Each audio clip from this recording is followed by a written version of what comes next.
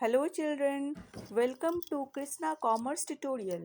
Today we are going to study accounts for not-for-profit organization.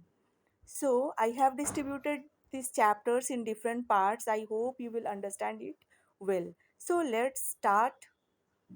We are going to study accounts of not for profit organization. आज हम लोग पढ़ने जा रहे हैं नॉट फॉर प्रॉफिट ऑर्गेनाइजेशन के बारे में और उसके सारे ट्रांजैक्शंस और अकाउंट्स के बारे में। तो पहले इसको पढ़ने से पहले we will go through the meaning of organization. क्या ऑर्गेनाइजेशन का क्या मतलब होता है? तो हियर वी सी ऑर्गेनाइजेशंस क्या होते हैं। Organisations a group of people who work for the same गोल।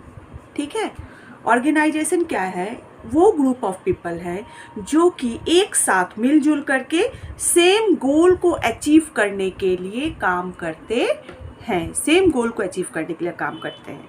ठीक है, तो ये जो ऑर्गेनाइजेशंस है इसको हम लोग दो पार्ट में बांट सकते हैं, profitable organization and non profitable organization. तो प्रॉफिटेबल ऑर्गेनाइजेशंस वो ऑर्गेनाइजेशंस होते हैं जो कि जिनका की पर्पस क्या होता है, to earn profit. Okay, to earn profit. और इनका क्या होता है, देख लीजिए नाम है ना, not profitable. Not profitable, non profitable मतलब, नॉन प्रॉफिटेबल मतलब नॉट टू अर्न प्रॉफिट, और you can say not for earn profit. ये ऑर्गेनाइजेशंस वे सारे ऑर्गेनाइजेशंस होते हैं जिसका कि मेन पर्पस होता है प्रॉफिट कमाना नहीं, मतलब not to earn profit, not to earn profit. इनका पर्पस प्रॉफिट कमाना नहीं होता है, तब इनका पर्पस क्या होता है ना? तब हम इसको क्यों सेटअप करते हैं? इसका पर्पस होता है to provide service. To provide service, किसको सर्विस प्रोवाइड करेंगे? To provide service to our society. हमारे सोसाइटी को ये क्या करते हैं, सर्विस प्रोवाइड करने के लिए ये नॉन प्रॉफिटेबल ऑर्गेनाइजेशन को सेटअप किया जाता है, जिसका कि पर्पस प्रॉफिट कमाना नहीं होता है बल्कि हमारे सोसाइटी को क्या करना होता है, सर्व करना होता है। ठीक है, तो कैसे करके होगा, जैसे कि इसका आप एग्जाम्पल्स आप समझ पाइएगा। ठीक है, कि ये कैसे सर्विस प्रोवाइड करते हैं। एग्जाम्पल्स इसका देख लीजिए एक बार, इससे आपको और अच्छे से ब्रीफली क्लियर हो जाएगा। देख लीजिए इसके स्कूल्स और you can say government school. बच्चों, गवर्नमेंट स्कूल्स को क्यों सेटअप किया जाता है? गांव में ऐसे ऐसे प्लेसेस में जहां पर कि स्कूल्स नहीं होते हैं, जिन लोगों को कि पढ़ाई अवेलेबल नहीं हो पाता, जो बच्चे पढ़ाई नहीं कर पाते, वहाँ पर गवर्नमेंट स्कूल्स को प्रोवाइड किया जाता है, फ्री ऑफ कॉस्ट उन लोगों को प्रोवाइड किया जाता है, स्टडीज़ मटेरियल्स, पढ़ाई, सारा कुछ। अंडरस्टैंड? इसके बाद और भी एग्जाम्पल्स हैं। एज फॉर एग्जाम्पल्स, हॉस्पिटल्स को भी किया जाता है, क्रिएट किया जाता है, बनाया जाता है, किस लिए? To provide service for health issues, for improvement of the health issues of the society. Understand? इसके बाद आ जाता है चैरिटीज भी होते हैं, बहुत सारे चैरिटीज हैं, जैसे एनजीओज हैं। एक चैरिटी का नाम है एनजीओ, हाँ, नॉन गवर्नमेंट ऑर्गेनाइजेशन जिसको हम लोग कहते हैं, फुल फॉर्म होता है। तो ये सारे जो चैरिटीज़ होते हैं, इन लोगों का भी काम क्या होता है? जनरल पब्लिक को सर्विस प्रोवाइड करना, out of any cost, without any gaining profit. ये सारे जो होते हैं, इन लोगों का मेन पर्पस क्या होता है? Not to earn profit but to serve our society. तो ये क्यों? किस लिए इन लोगों को क्रिएट किया जाता है? Let us see, we will see the purpose of not to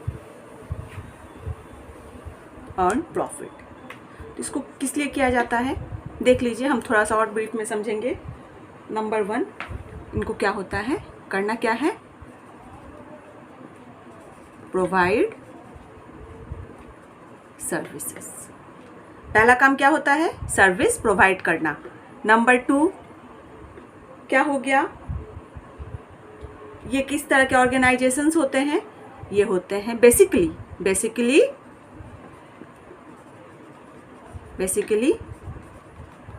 these are government organization. Understand? ये क्या होते हैं? बेसिकली गवर्नमेंट ऑर्गेनाइजेशंस होते हैं जिनका की काम होता है सोसाइटी को अपलिफ्ट करना, सोसाइटी के स्टेटस को अपलिफ्ट करना, सोसाइटी का ध्यान रखना, ठीक है? जिनका की मेन मोटो सोसाइटी को अपलिफ्ट करना होता है। फिर और क्या क्या होता है नॉन प्रॉफिटेबल ऑर्गेनाइजेशन में?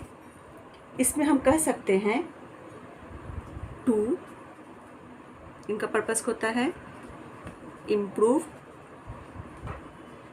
Quality of life. Quality of life कैसे प्रोवाइड करते हैं? By establish the hospitals, medical facilities, by giving medical facilities. इससे क्या होता है? क्वालिटी ऑफ लाइफ अच्छा होता है। फ्री ऑफ कॉस्ट ट्रीटमेंट किया जाता है जो लोग बीमार होते हैं, अनहेल्दी होते हैं। अंडरस्टैंड? उसके बाद नंबर 4 आप कह सकते हैं टू प्रोवाइड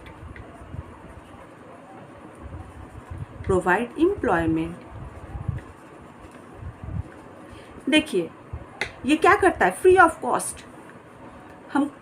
हमसे वो सोसाइटी से वो कुछ गेन नहीं कर रहा है, लेकिन वो क्या कर रहा है? आपको क्या दे रहा है? एम्प्लॉयमेंट दे रहा है।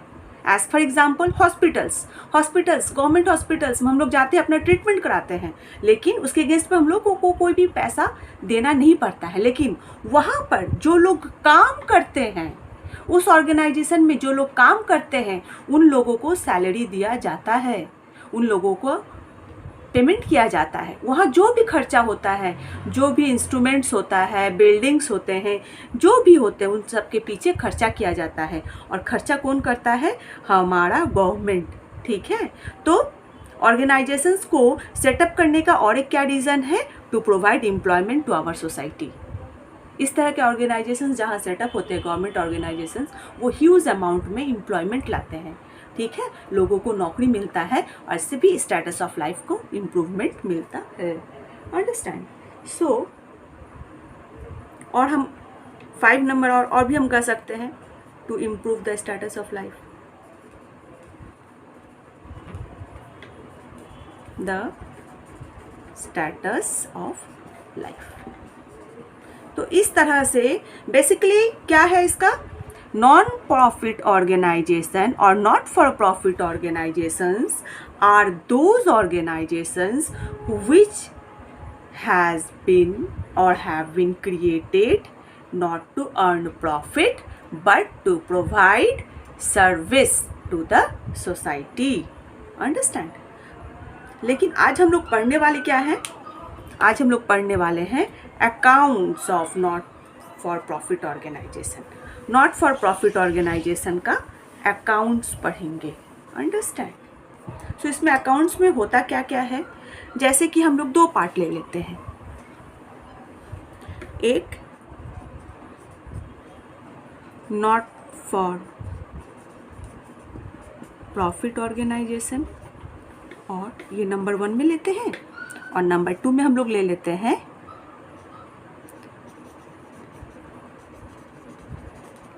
Profitable organization. तो हम लोग लेकर चलेंगे प्रॉफिटेबल ऑर्गेनाइजेशन को, इसके थ्रू हम लोग इसको क्लियर करेंगे। तो प्रॉफिटेबल ऑर्गेनाइजेशन में आप लोगों को बहुत अच्छे से पता है हम लोग क्या करते हैं? जर्नल्स करते हैं, लेजर करते हैं, ट्रायल बैलेंस करते हैं, है ना, कैश बुक करते हैं। तो हम लोग अगर हम लोग जर्नल्स, लेजर और कैश बुक, पहला फेज हम लोगों का क्या होता है? कैश बुक और जर्नल्स। ठीक है, और लेजर व्हाटएवर होता है ना। तो हम लोग जैसे कि ये हम कैश बुक को, इसमें बेसिकली हम कैश बुक को यहाँ पर लेकर चलेंगे। जिस तरह से कैश बुक्स के रूल्स होते हैं, सबसे पहले हम लोग ट्रांजेक्शन्स को कहाँ रिकॉर्ड करते हैं? कैश बुक में रिकॉर्ड करते हैं। अगर कैश ट्रांजेक्शन्स है तो कैश बुक में रिकॉर्ड करते हैं, अदरवाइज जर्नल्स में, और फिर उसको हम लोग ट्रांसफ़र कर देते हैं लेजर में। इन द सेम वे यहाँ पर क्या होता है? Receipt and payment account. जिस तरह से हम लोग कैश बुक करते हैं ना, उसी तरह से हम लोग नॉट फॉर प्रॉफिट ऑर्गेनाइजेशन में जो भी ट्रांजेक्शन्स होते हैं वो सारा हम लोग किस में रिकॉर्ड करते हैं? रिसिप्ट एंड पेमेंट अकाउंट में। अंडरस्टैंड हो गया? रिसिप्ट एंड पेमेंट अकाउंट में ये रिसिप्ट साइड में जितने सारे भी कैश ट्रांजेक्शन्स है ना आते हैं, उसको हम लोग कैश जो इनकमिंग हो रहा है बिजनेस में, ऑर्गेनाइजेशन में, उसको रिसिप्ट साइड में लिखते हैं, और पेमेंट साइड में वो सारे ट्रांजेक्शन्स को लिखते हैं जो कि हम पेमेंट करते हैं। ठीक है, जस्ट लाइक कैश बुक।